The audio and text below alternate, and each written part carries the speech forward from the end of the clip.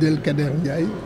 Je suis le président du syndicat national des entreprises du bâtiment et des travaux publics, président aussi de la branche professionnelle bâtiment PTP avec mon homologue M.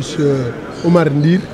Nous appartenons à deux confédérations patronales, mais pratiquement sur toutes les questions fédératrices et nous travaillons ensemble en parfaite intelligence.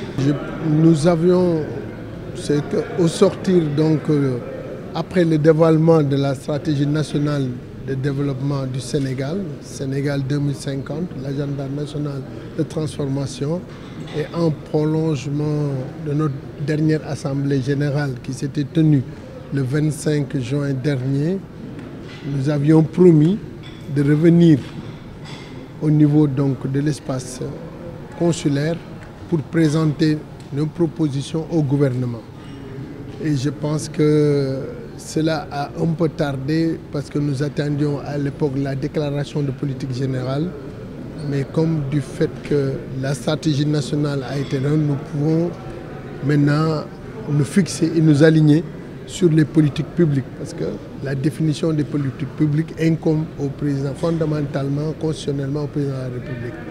Donc sur cette base, nous avons eu à d'abord fixer les orientations concernant ces propositions. Parce que l'entreprise sénégalaise va mal et l'entreprise sénégalaise est très exposée par une concurrence extérieure qui est aujourd'hui, qui a atteint vraiment des limites inqualifiables. Et après les événements du Covid, la conjoncture nationale, internationale difficile, nous voulons vraiment relancer le secteur du bâtiment. Et pour ce faire, il est important qu'il y ait une démarche de rupture par rapport à des principes. D'abord, valoriser l'expertise locale.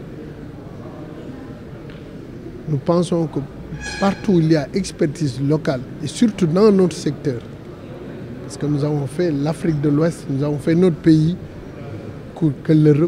que la valorisation de l'expertise soit une réalité. Qu'on donne la chance aux compétences locales. Deuxième considération, c'est, disons, la relance de notre secteur. Nos entreprises ont été pendant longtemps freinées par des événements que je m'épargnerai de citer. Et aujourd'hui, avec l'avènement du nouveau régime, avec la situation que nous savons, nous voulons vraiment relancer le secteur du bâtiment et du travaux publics. Et c'est pourquoi nous avons proposé des solutions concrètes pour la relance. Sous-secteur par sous-secteur, nous allons dire au gouvernement ce que nous attendons, ce que nous comptons faire et nos attentes sur la puissance publique. Autre considération, je pense que c'est la formation. Nous avons vu que pour rendre compétitives nos entreprises et accélérer le mouvement aussi quand même de développement, il est important que l'on donne encore beaucoup plus de secousses à la formation des jeunes et des femmes. Parce que comme vous le voyez, chaque année, on reçoit près de 300 000 demandeurs d'emploi. Si on regarde dans ce bassin, les 46% n'ont pas de qualification. Et peut-être même à peine 10% arrivent à trouver de l'emploi. Donc nous avons vu que dans l'élan de la relance, nous allons tout faire, imposer à nos chefs d'entreprise que dans leur programme, qu'ils intègrent systématiquement des volets de formation, parce que le secteur BTP est un grand secteur pourvoyeur d'emploi. C'est un secteur aussi qui peut offrir un métier. D'ailleurs, notre slogan, c'est un jeune, un métier, un emploi.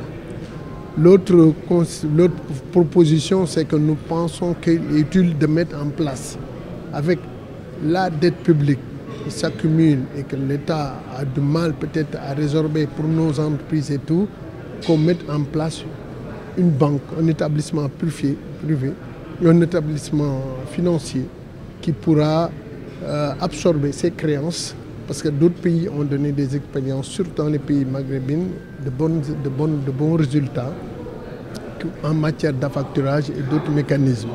Mais parallèlement aussi, nous pensons que la question du financement qui se pose et qui affaiblit même la concurrence dans nos pays, pour le juguler, nous devons mettre en place un fonds national d'investissement.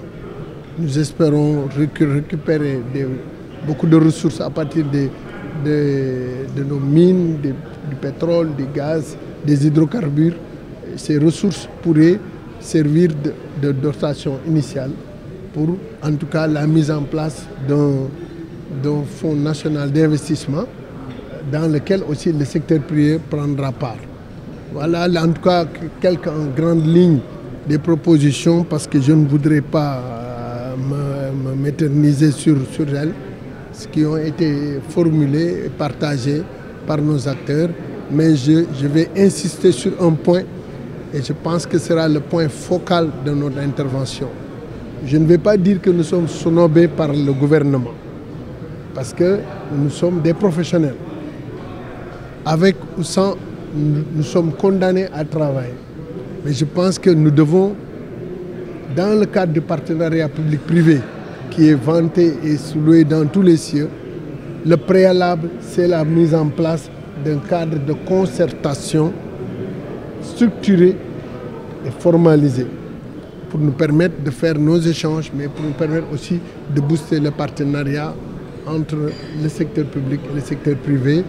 Nous insistons auprès du représentant de l'État pour qu'il soit notre porte-parole, pour qu'on mette en place ce cadre de formation, un cadre de concertation formalisé tant au niveau sectoriel que supérieur.